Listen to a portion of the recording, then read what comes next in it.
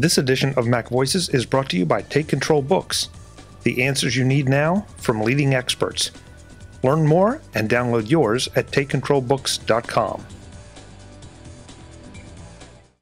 Welcome to MacVoices. This is the talk of the Mac community, and I'm Chuck Joyner.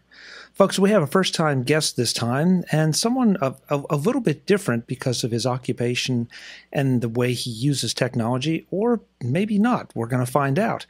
I'd like to introduce you to Brother Gabriel. Brother Gabriel, it's great to see you. Thanks for being here. Hey, Chuck. I'm happy to be here. I'm really excited to have you here. We had a great discussion at WWDC this year. You were there, and I'm afraid some of my biases showed because I did not expect someone in your occupation and or your lifestyle, I'm not sure what to call it. So yeah, no, of course. To be not only as enthusiastic about tech as you are, but as savvy about tech. So I had to go home, look in the mirror, and think, yeah, that's your own stupidity, your own bias is speaking. But yeah, we had a great conversation, and I was anxious to talk to you about just what part tech plays in your life, how you use it, and why you're such an enthusiast about it. Well, I mean, to begin, it's simple. I'm a nerd with even nerdier clothing, I guess. It's really what you could say. Yeah, and it's clear that you have a great attitude about it because some of the stories you were telling about some of the things that people would say to you at these tech conferences was quite amusing and showed your very good nature. Oh yeah, my favorite is always, it happens everywhere I go. They're like, what are you? And I go, I'm a person. And they're like, no, wait a minute. That's not what I mean. But no, it's always an opportunity for a good conversation. And yeah, I guess it started back with my original Mac, quite frankly, when I was in elementary school. That's what I learned on. I think everybody at my generation, I was born in '79, we all originally learned on the Macintosh. And then eventually, things switched over to the IBM compatibles and the whole Windows world. But then it just came time again to revert back to the Macintosh. And it was pleasing. It was pleasing to get back to the Mac. Yeah. And anytime you dip your toe in that other world, it's fun to come back. No question. That's true. So again, let's get some of the basics out of the way. Your order is the Dominican order? That's correct. We're coming up on our 800th anniversary, in fact. Wow. Yeah. That's impressive. That's impressive. Yeah, we're the oldest continually existing democracy in the world. Have to think about that one for a little while. Yeah, it's interesting. Yeah, it is. So, as I said at the top of the show, I'm kind of curious to find out how tech fits in, not just from a user perspective, but also from an enthusiast perspective in what all you do. Yeah, absolutely. Actually, the way it first got, the way I got back into technology really as a Dominican was I was having a problem keeping my life in order. There was just too many obligations. And I was like, gosh, I got to do something to fix this. And I've never been really good about keeping a paper calendar or keeping any sort of cards or something to keep my life organized. So a friend of mine recommended an iPod Touch. I didn't need a phone, so this was a good opportunity to get back into technology. And immediately I started seeing the advantages. So I was able to use some of the productivity tools and apps that are in that ecosystem. And then also I started looking into the different applications that exist for the Mac in order to do presentations. I teach, and I often use Keynote for teaching or for giving presentations on specific topics. It's a wonderful opportunity to use those tools and actually be able to integrate them with the iOS ecosystem. How everything works together is perfect for what I do, honestly. And I guess that's probably because most of the things that I do have a lot to do with words and education. And Mac has always, the whole company, actually Apple, has been always, I'd say, on the forefront of really caring about education, about words, about liberal arts, about beauty. Interesting perspective, especially the last part about beauty.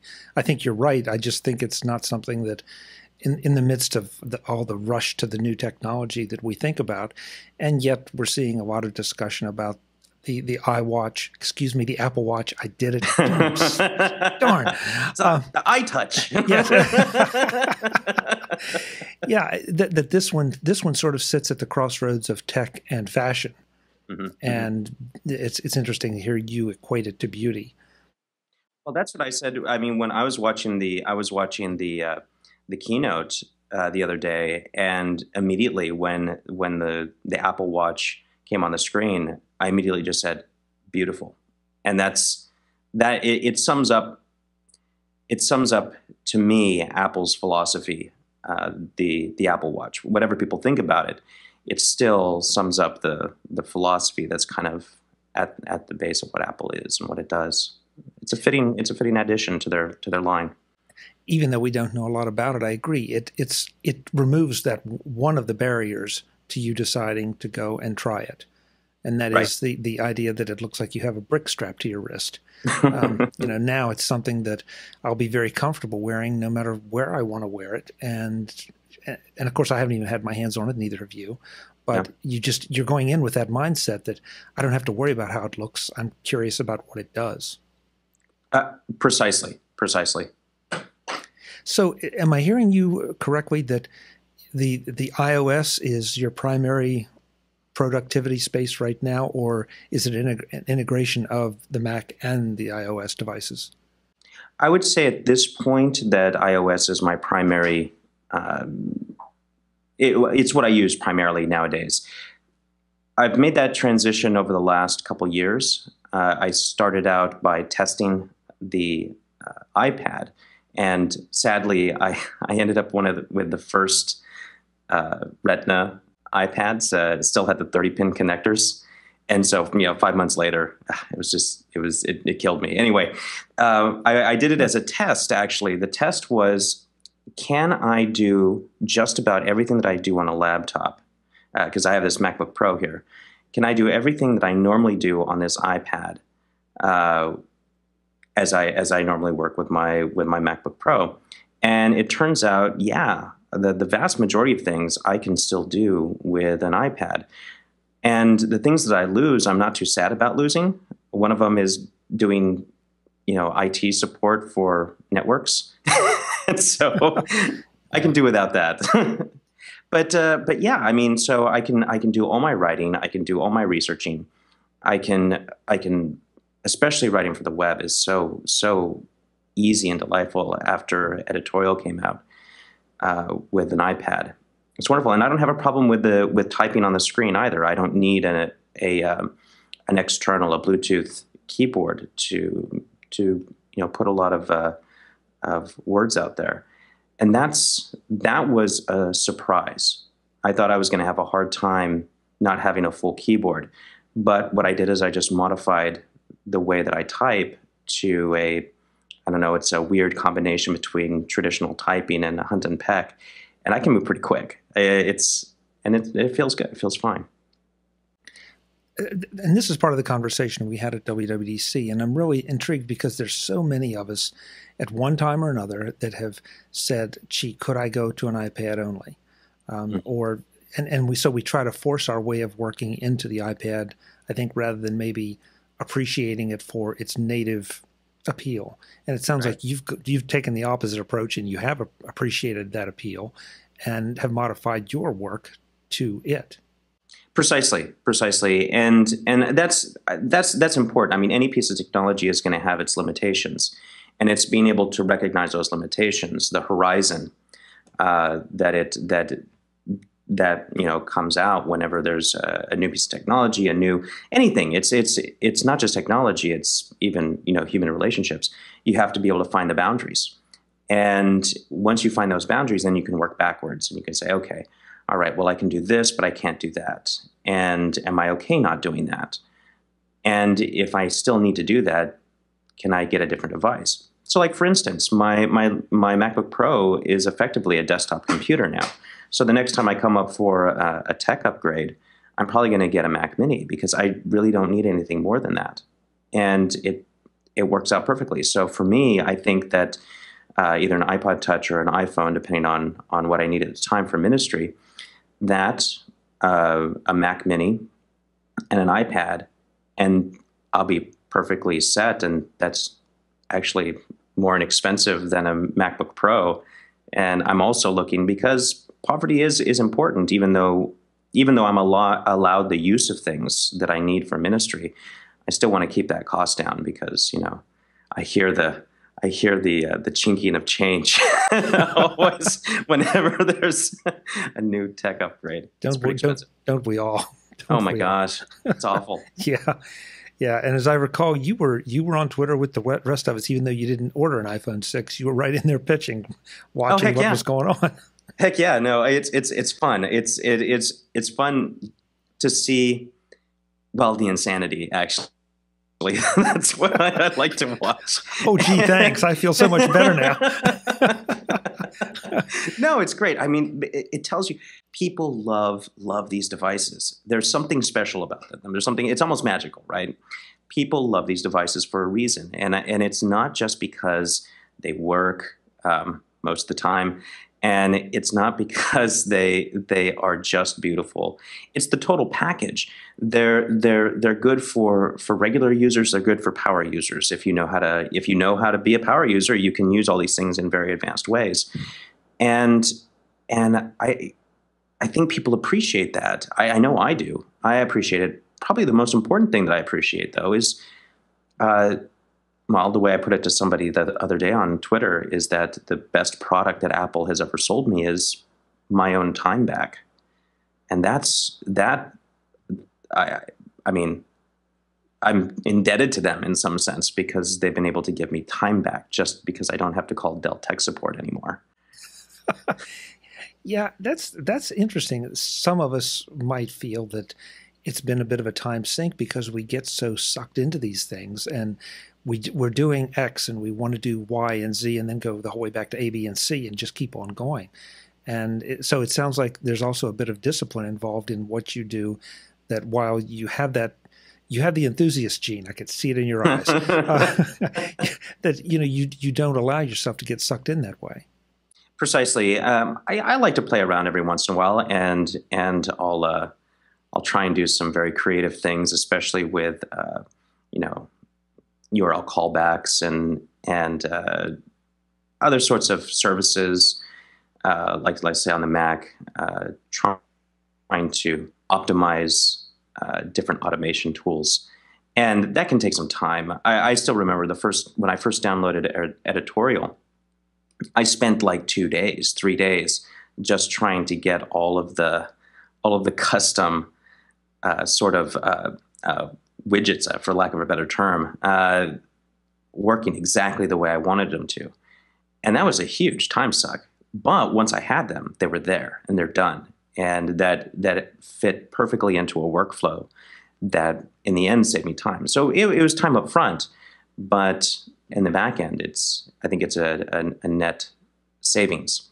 And on top of that, like I said, just the frustration factor of I've had to call Apple tech support, I think, twice in the last decade. And that's also really nice, because if you have to do it, it's just like, 3 rings and some guy from down the peninsula goes, "Hey, dude, you just called Apple. Hey, what do you need?" Yeah, that's kind of the way it goes sometimes. Yeah. It's nice. So all of those things combined make for a great experience. They make for a great experience. And I personally, I'm willing to deal with some of the shortcomings. Sometimes the cloud services don't work as well as we would like them to. But I would say, all things being equal, this is a really good and effective ecosystem of technology that I don't know if there's anything as a total package that's comparable. I have the impression, and I'm not exactly sure why, that because of the way you've adopted it as so fully, that you probably have a deeper appreciation, a deeper percentage of utilization of these devices than maybe some of us who unfortunately keep bouncing from this app to that app, this widget to that widget, trying, okay, this is working okay, but I have a siren song over here. If I go try this one, and it sounds like you've kind of zeroed in on what you picked a tool and you got to know it really well, set it up the way you want, and therefore you're getting so much more out of it. Oh yeah, and it makes me sad sometimes. I get that itch every once in a while. I just start searching through the App Store to seeing if what's the next app I could download. But then I remember, oh yeah, you only get $75 a month to kind of like do stuff with, and so like I would love to use the OmniFocus tools. I would love to play with those, but like they're so far outside of my cost range that it's just not possible. So I always have to make do with what I have. And some people are very generous. Every single piece of technology that I own was a gift. Somebody or multiple people chipped in to make these things a reality. Everything from the microphone that I'm talking to the iPad that is trying to ask me for a recovery key right now. Yeah, iOS 8. Okay, but in any case, yeah. So I have to be very judicious. I don't have the luxury of being able to say, okay, well, this doesn't work for me. Maybe I can try another app right away and just splurge, $100 on one sitting on different productivity apps or writing apps. No, I have to be very deliberate and very disciplined. I think you're right. I think the word is disciplined, and get the most that I can out of the things that I have. And that's an advantage. Yeah, I think it's a very kind of off the wall advantage that the rest of us wouldn't recognize, because we do have some of us have the luxury of going out and being a little bit freer with the money to try different things instead of doing the research, picking one and saying, okay, I'm going to stick with this until I absolutely can't stand it, or I need to do something different. That's right. And I have reached that level of frustration with certain applications, and so then I'll just, they're gone, and I find something better. And actually, the funny thing is usually when I find something better, it always follows the same pattern. It seems to me that within the whole Apple kind of world, the way all this works, if you get an application that does one thing and just one thing, it does it super, super well. And so it tends to be a little bit less expensive, instead of these monster applications that will fly you to New Jersey if you need them to. I don't need that. And so what's nice is I end up spending a little bit less money here on these third-party apps, and sometimes I can, for a limited period of time, be satisfied with the stock Apple apps for things, but that's temporary. But I can usually find things that are really good cost. I also don't really care for free apps. I don't trust them, and so I'll pay for something that's a good application, and I'm always very fortunate. And plus that, I know people in the tech sphere that have already tested some of these things, that they've looked at them, they like them, and so I ask questions before I go out and purchase something. So I'm not beta testing. Right? I don't have time, the money, or really the inclination to do that. I'll let the experts do that. You don't trust free apps. That surprises me a little bit because of the limitations that you have imposed on yourself. Mm-hmm. Why? What do you mean by you don't trust them? Well, I've seen, over the last, I don't know how many years, I've seen free apps go away.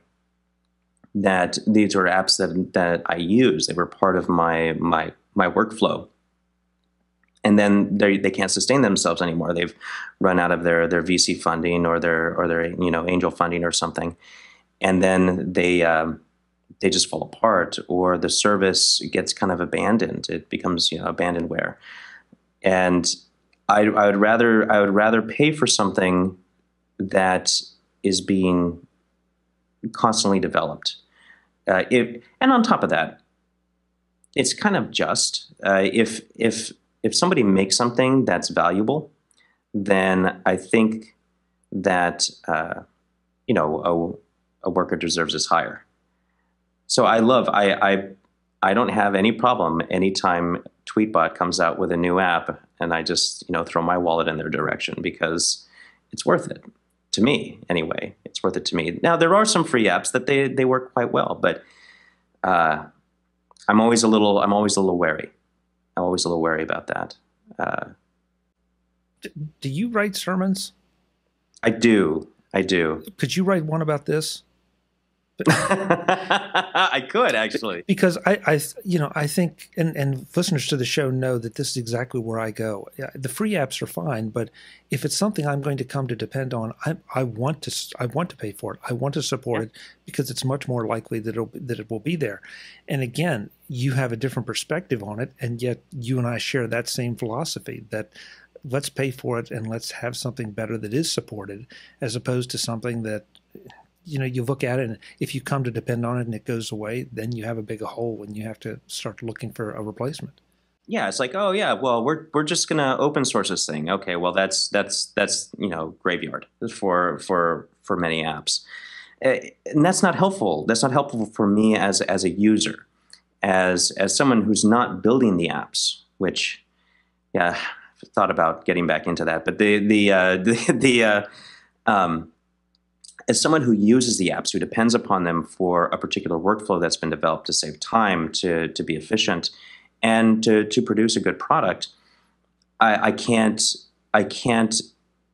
be on pins and needles waiting to see if this new project that has this whole sort of like internet hippie socialist thing going on, it just doesn't work that way. And people can't feed their families. And didn't Steve Jobs even say that when he was trying to pitch iTunes, that people want to pay for music, and if you give them the opportunity to pay a good price, they'll do it. And he was right. And I think that goes for apps as well. That goes for apps. That goes for nearly anything. My grandmother, I think it's my grandmother that put this in me. She always believed that you didn't necessarily have a lot of things, but you had good things. Your grandmother was a very wise woman. I thought so, yeah. Yeah. You said you thought about getting back into app development, or that's what it sounded like you said. Did you ever do any of that kind of work? I did a little bit of programming, not much. This was back in high school, and I haven't really seriously touched code since then. This was C++ and stuff. But I've been threatening, and now I have a problem that no one seems to be solving, and I might want to try and solve it. So we'll see. I don't know. Should we ask? Well, sure. I mentioned it to somebody else at one point, but I decided I wanted to do some translations of St. Thomas Aquinas that hadn't been done, at least not recently, a decent translation. So I went to go see if I could do this on my iPad, and I could, but with a little bit of frustration. Editorial was the best sort of tool for this, and but it didn't work really well. And to have the text side by side, and with those screens being able to interact with each other, and I don't know, I'd have to play with what is possible, but to actually make an application that could be used for people that are translators of texts, that if you have to translate something, it's a very niche market, but it would solve my problem. And that's really all I really care about right now. Yeah, but we've seen plenty of success stories with very niche products, the things that I would never even think to look for, and yet in that particular space they rule. So why not? Oh, it's true. It's absolutely true. I'd have to say I'm always amazed when someone else's problem aligns with a problem that I have, or someone's dislike of something aligns with mine, or their like of something aligns. So there's the RSS reader that I use nowadays is beautiful. It's perfect. It solves every single problem that I've had with RSS readers. And I was so amazed. Every once in a while, an app like that comes along, and maybe I just need to scratch my own itch here and see if anybody else has that problem. Again, I have to ask, which RSS reader? Oh well, I used to say it's Jerry Sinclair's, but he just sold it. But unread is to me perfect.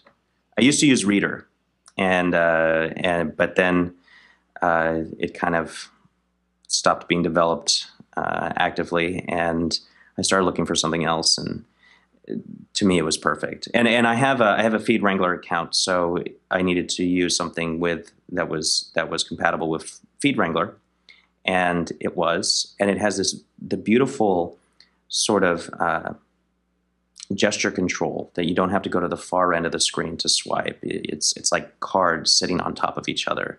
It was the perfect experience for me. There you go. Sometimes you don't hit it the first time, but yeah, that's interesting. Yeah. I wish there was something comparable to it on the Mac. There isn't. I don't even remember what I'm using right now on the Mac. But that says something right there too. That's right. It's crazy. I go to my Mac less and less and less. This edition of Mac Voices is brought to you by Take Control Books, the answers you need now from leading experts. Our friends at Take Control Books have been busy over the past few months, delivering lots of new titles, each one of them a study in effective analysis and training on whatever topic they focus on. I look at Take Control Books as a way to hire some of the best experts in the business to teach me what I need to know about programs like 1Password, iTunes, and LaunchBar, and topics like digital photos, online privacy, and going paperless. The training is concise, effective, and affordable, focusing on things I really need to know. It seems like program documentation has gone from the 300-page manual down to the barest essentials. Take Control Books bridge the gap, covering the features and topics that are important, and get you up and running quickly and efficiently. Even better, Take Control authors often engage online with their audiences. And don't forget that Take Control Books often offer an upgrade when updates or newer versions of the programs are released. All that is why I introduce you to every Take Control author about every book released, if at all possible. Authors like Joe Kissel, Michael E. Cohen, Tanya Angst, Sharon Zardetto, Kirk McElhearn, Jeff Carlson, and many more. They are all that important to your understanding of your tools and to your productivity in a competitive world. Visit Take Control Books now at takecontrolbooks.com. Find something you want to learn more about, and see if you don't agree that Take Control Books are among the best values in tech education. Take Control Books, the answers you need now from leading experts. Thanks to Take Control for their support of Mac Voices. Yeah, I'm a little surprised that for what you've described that you do, that a MacBook Air would not be a better tool. But I can also see some connectivity issues and those kind of things where you can be a bit freer geographically with an iPad. Precisely. I can take the iPad anywhere. I can just throw it in the back of something. It's one step easier. You're absolutely right. I could use MacBook Air very effectively and very easily. But actually, for certain things, I actually prefer the iOS ecosystem. I actually prefer word processors. I prefer to use editorial. I prefer it to pretty much anything else that's out there right now. And I mean, I use NVAlt on the Mac. I use BBEdit for things, and Pages, because it's very easy to write a stock paper on Pages and for a class. But out of all these things, I would rather, there's something about the way the apps are designed. Good example, perfect example, is If This Then That. If This Then That is a great, great tool. But I have found that ever since they got an iPad app, that I want to use If This Then That more. There's something about the way they design their iOS app that works with what they're trying to. All the analogies work properly with trying to automate things. It works better to me than loading up Safari and going to the site. That's one example. I can think of a number of examples where I'd rather do the work on iOS. And as long as iOS keeps becoming more powerful, for me, I think that's I think that's something that I could continue to live with. The one thing that I know really I don't think could be done at this point are, you know, the programming, the graphics, the very, you know, powerful, you know, CGI sort of stuff where you need super powerful processors. But I think for most normal work, especially for the work that I do as a philosopher, as a theologian, as a preacher, as a teacher, it's actually fitting. It works better. I think in iOS it's a little harder for the developers. No, that's not fair. There's less of a temptation to turn it into bloatware because you are limited in certain things.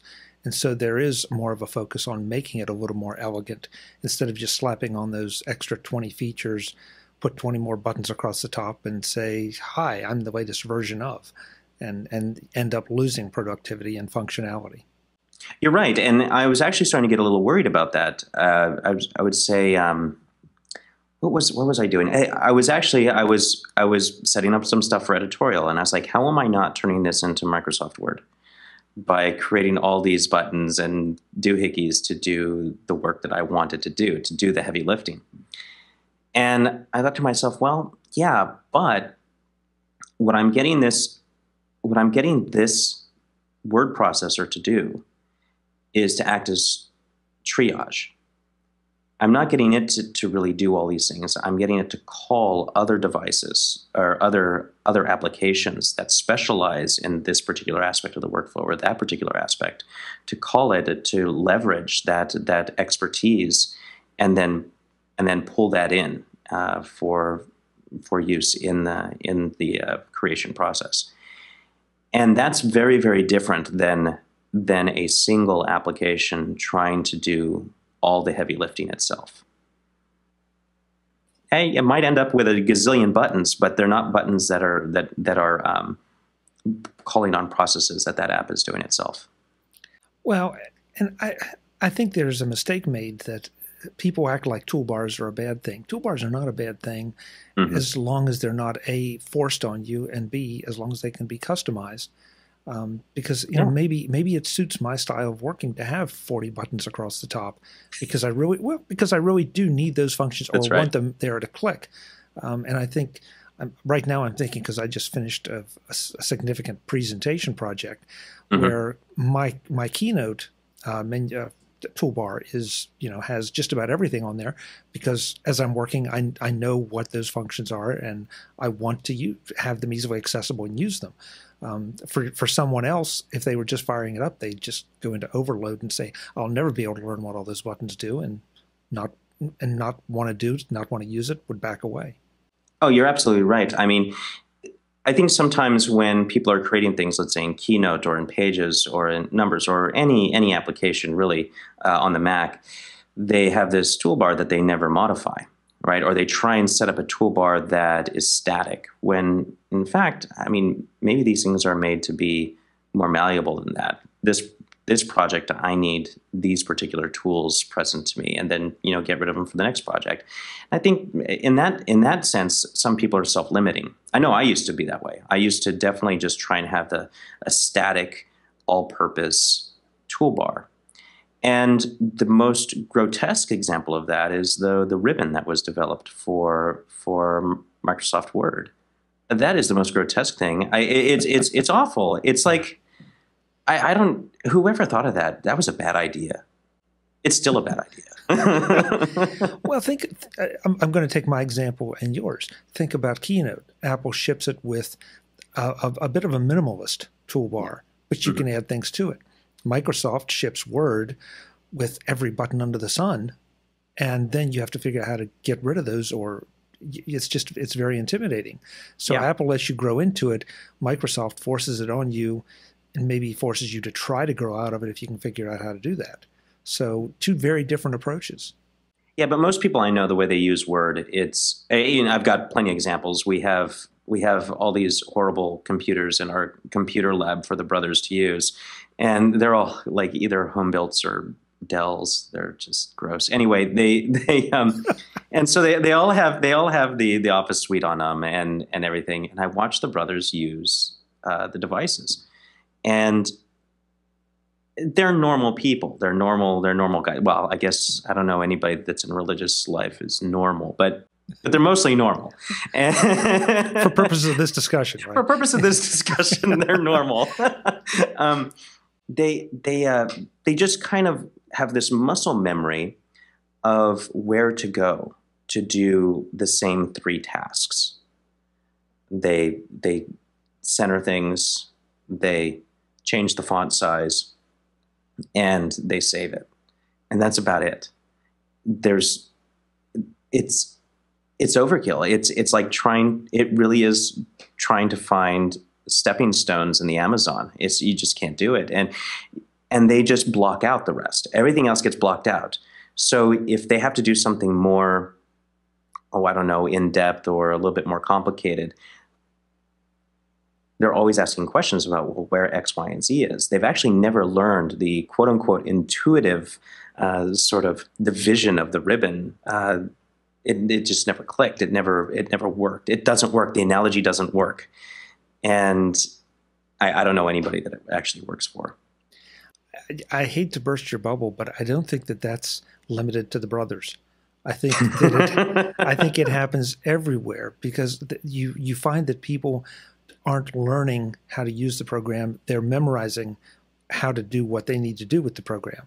And so when they veer off that road, they either ask a lot of questions or, again, just go into overload and have no idea where to even start to look. Oh, you're absolutely right. And that goes with everything. I mean, we're creatures of habit, right?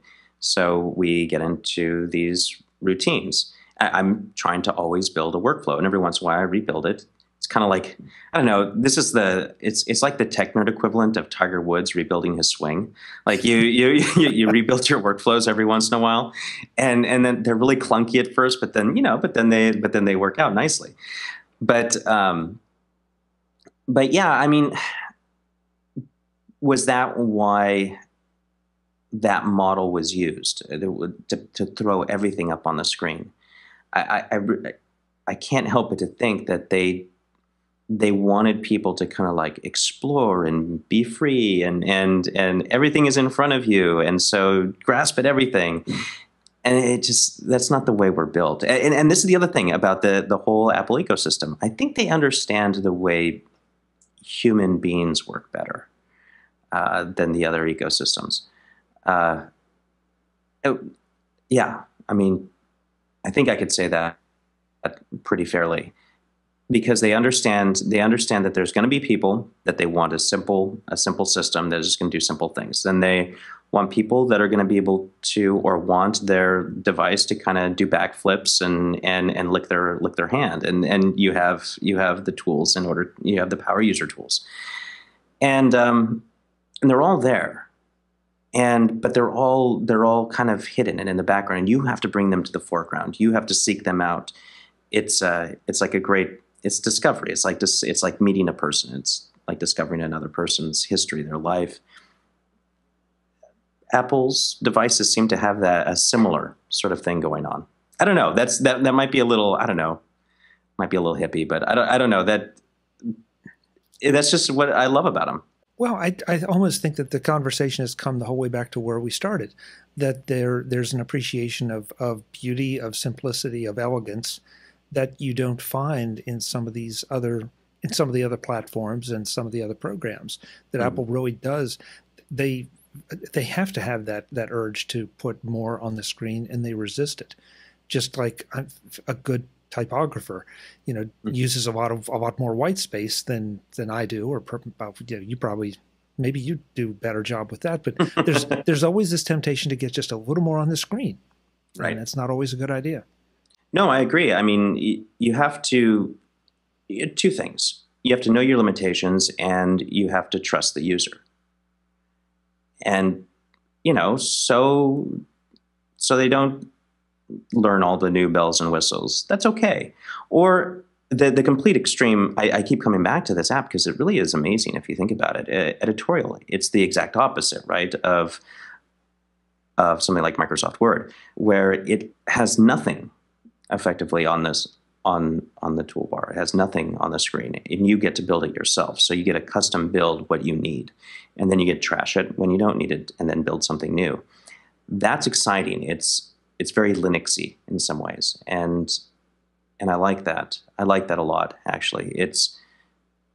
There's more freedom there. It takes more time. It's a lot more effort. You have to learn things, and sometimes having to learn things is a barrier for entry.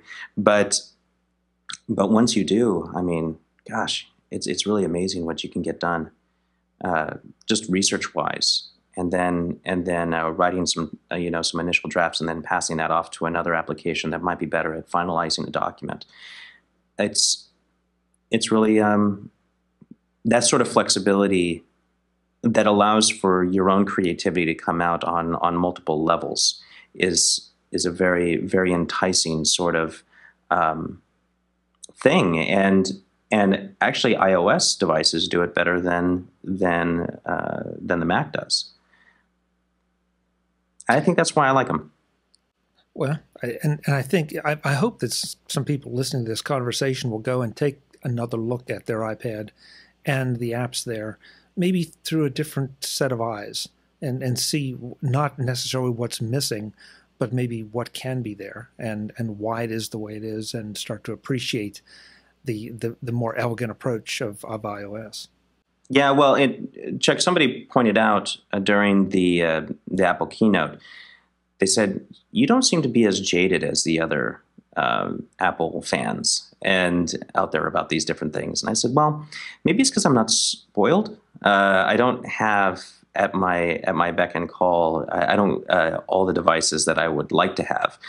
I don't get to upgrade as often. The MacBook Pro that I'm using is a mid 2010. It works fine, and I've upgraded the RAM, and I've put in a SSD, which, gosh, that was amazing. What an upgrade.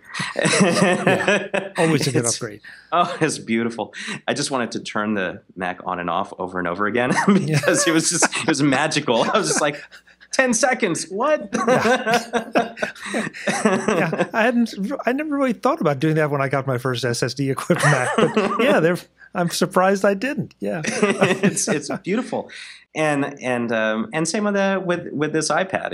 I've got this the first run of the Retina screen iPads, and I've been told these wonderful things about the iPad Airs and the little I don't know if it's the good devil or the bad devil. One or the other just says, you need to just go and get a new iPad. Like, I want one, but do I need one right now? And I don't. So I hold back.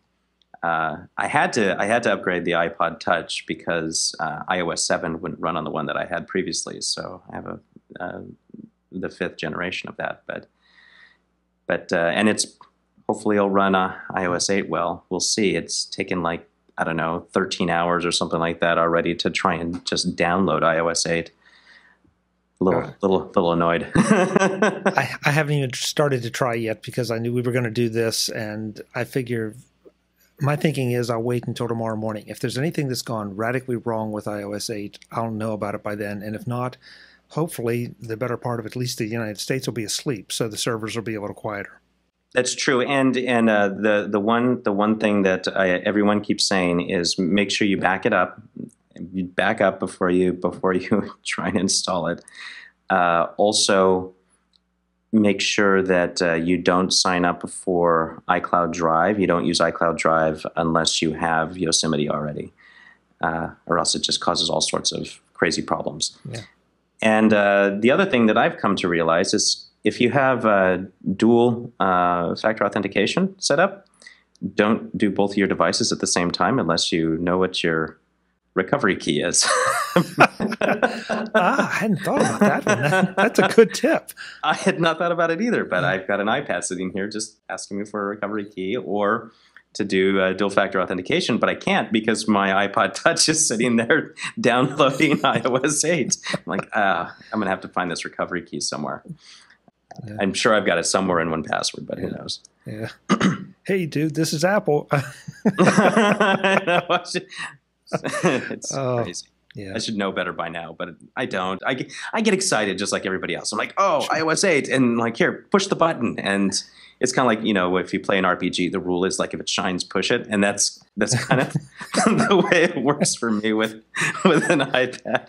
Well, with all of us, yeah. You have to get burned once really good before you will hesitate just a little and say, maybe I'll let the other guys go up and take the arrows in the chest first before I try. I keep asking people about the public beta of Yosemite, and I'm like, okay, I only have one device. I only have one computer. Can I do it yet? And they're just like, well, hold on a second. So I'm probably just going to wait till the full release. But and I don't know. It's always tempting, but if you have a productivity environment that you need to depend on, you can't afford to play with it, because if it crashes and burns, then if you've been smart, you've got a backup and you can restore. That's right. Too many people just think, oh, well, what could happen? Well, a lot can happen.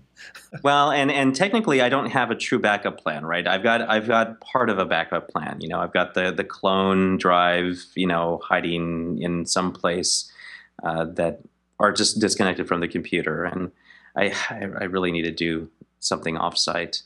And I've set up a transporter sync, and I still haven't figured out exactly how I'm going to most effectively use that. But we'll see. We'll see how that all plays out. Well, Brother Gabriel, I'm so happy we finally got together. We've been trying to do this for 3 months, and I know your schedule was crazy, mine was crazy, so I'm glad we got to do it. I hope you'll come back and visit us here on MacVoices and on the Mac Jury, participate in some of the discussions. I really appreciate your perspective. I think it's a bit different, and hopefully it makes everybody think. It's made me think a little bit. Oh, wow. Well, Chuck, I'm happy to. Just you know how to get a hold of me. I do, and you're on Twitter as... it's complicated. It's LUKEI 4655. So that's Luke I 4655. And yeah, it's kitschy, religious. It's Luke chapter 1, 46 through 55. So yeah. Whatever works.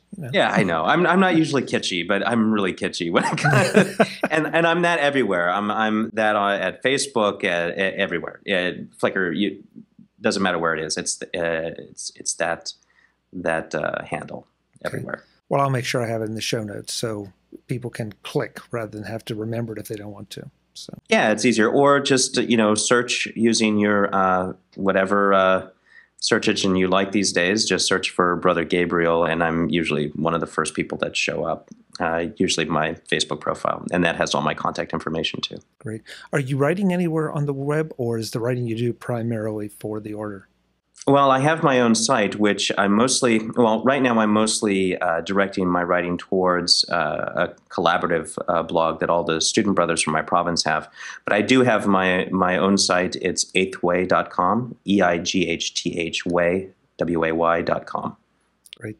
Again, I'll have it all in the show notes. So folks, connect with Brother Gabriel. He's got some really interesting perspectives on things, and I hope to have a lot more of him here on MacVoices. Hey. It's good to see you. Thanks so much. All right. Blessings, Chuck. Folks, I'm Chuck Joyner. This is MacVoices. I really encourage you to go check some of this out and to think a lot about. This was kind of a deeper discussion than we often do here. And it's made me think, and now I got to go and use my iPad more.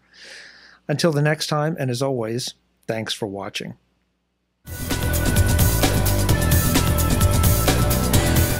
Visit MacVoices.com for links, show notes, to subscribe, to connect with Chuck on Twitter, Google+, Facebook, and LinkedIn. Subscribe to our weekly newsletter, the MacVoices Dispatch, to stay up to date on all the latest MacVoices news from our front page or at MacVoices.com/newsletter. Advertising and sponsorships handled by Backbeat Media at BackbeatMedia.com. Bandwidth provided by CashFly at CashFly.com.